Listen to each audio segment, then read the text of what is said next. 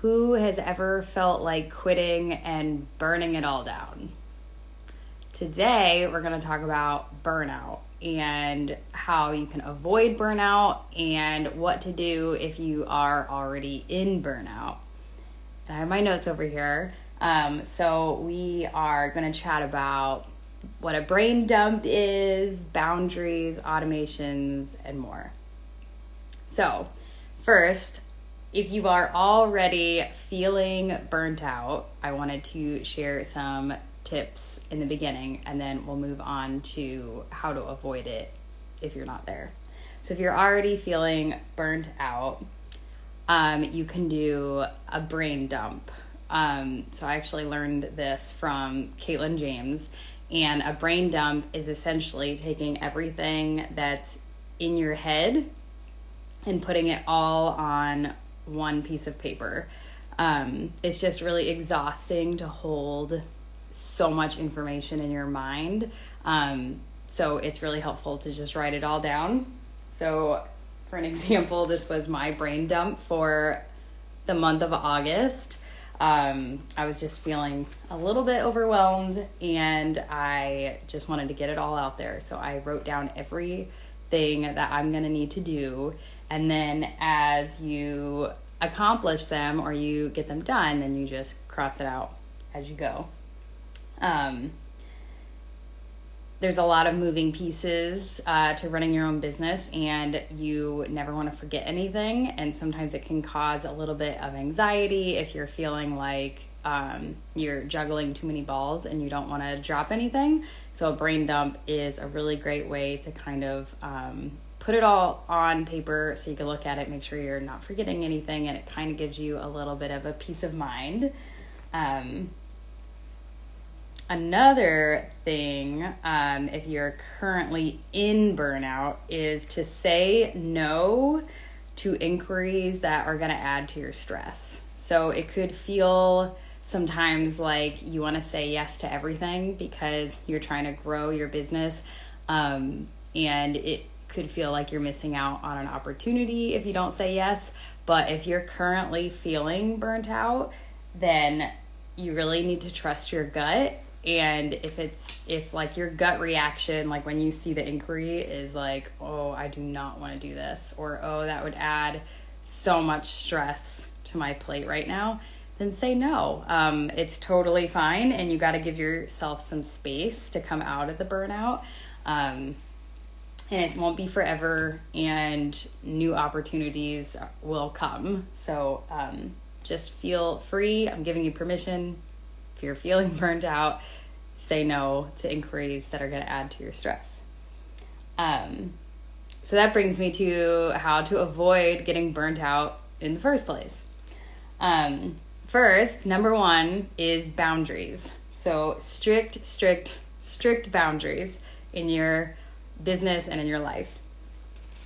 So what you want to do is you want to get a bird's eye look at your calendar and black out dates that you do not want to work or you don't want to have any obligations on those days, and decide how much you want to take on. So decide when you're in a good space, decide what a healthy amount of work is, and be really strict about only taking on that amount.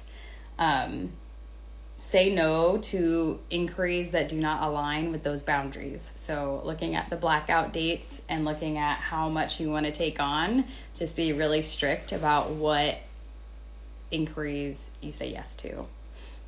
That is number one tip. This year, the question I got a lot from like clients or just friends or family, a lot of people would ask me like, oh, do you have a lot of weddings this year? And I love that question because the answer was intentionally no, because of how I designed my boundary. So I would just reply like, I have the perfect amount of weddings this year. Like I made sure to have the strict boundaries so I wouldn't be feeling overwhelmed and burnt out. So it's just an interesting question. So if you're saying no to inquiries that do not align with your boundaries, that could mean that you're taking on less. And that could be kind of scary sometimes to take on less. But this might mean that it's time to raise your prices. So the market is all about supply and demand. And if you're feeling burnt out because you're getting tons of inquiries and you're feeling like you're kind of stretching yourself too thin, that is an indicator from the market that you need to raise your prices. You have to balance the supply and demand. So if the demand is super high of your time and your energy, then you need to raise your prices to kind of try and mediate that a little bit. Because if you'll try to find that sweet spot, you'll continue to raise your prices a little bit in incremental marks, and you'll see the demand will start to decrease. And then at a certain point, you'll see it kind of level out to what you want, like how much you want to take on. The demand will kind of level out to that as you increase your prices, and you'll kind of find that sweet spot. And that's how you price yourself. That's just a little free tip there. So that's, if you're feeling burnt out, that could be a sign that it's time to adjust your prices. Another boundary is to have very strict office hours. And I know more than anybody how hard that is with children. When you're a stay-at-home mom or a work-from-home parent, it is very difficult to have strict office hours. I wrote a whole blog series on it when I was in the thick of it, called the Nap Time Chronicles, when my kids were napping. That was when I built my business, was during the nap time. So now I feel like it's even harder because they don't nap. My kids don't nap. But so it's very, very difficult. And I'm talking to myself when I say this, that you really need to have some very strict office hours, or you're going to end up working all the time. I know that when I was sitting on the floor playing with my kids, that's when all of my ideas for some reason started popping into my head. So I would have a little notebook nearby where I just scribble it down really quick, or I would tell Siri to remind me to do something at a later time when I knew that I would be working. So you just have to try to have set office hours so you're not working all the time.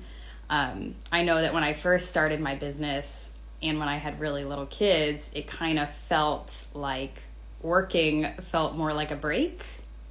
But now that I've been in this for a while and my children are older, it doesn't really feel that way anymore. So just kind of giving yourself grace and kind of figuring it out as you go of when you'll need office hours. But just to be really strict with that. And also, instead of kind of going back to that brain dump, instead of keeping everything in your head all the time, I want you to take advantage of automations.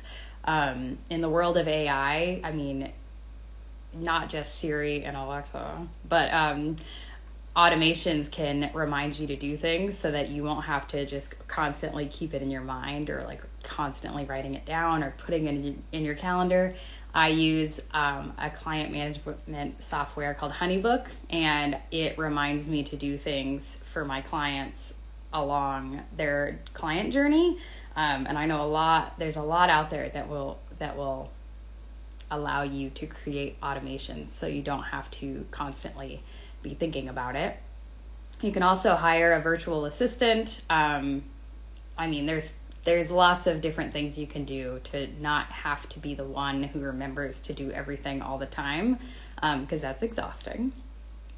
So you want to make sure you're running at your full capacity. You just got to be good to yourself. You have to kind of take care of yourself. You're going to want to eat right, move your body. If you're feeling burnt out, just kind of take a break. Just kind of shut it all down for 24 hours and give your mind a break. Shut down, email, social media, all the things, and just give your mind a break to kind of breathe and to get back to a space where you can think logically again. Don't wait until you're like in full adrenal burnout before you kind of give yourself that grace and that break to be able to come out of the thick of it and come out of the business and look at the business from like a bird's eye view. Two other things that I think are extremely important for avoiding burnout is to continue to play. I think when we get older and we are running our own businesses, like we kind of forget that play is so important to humans, and you kind of get to see it. It's really beautiful. You get to see it a little more again when you start having children, how important play is.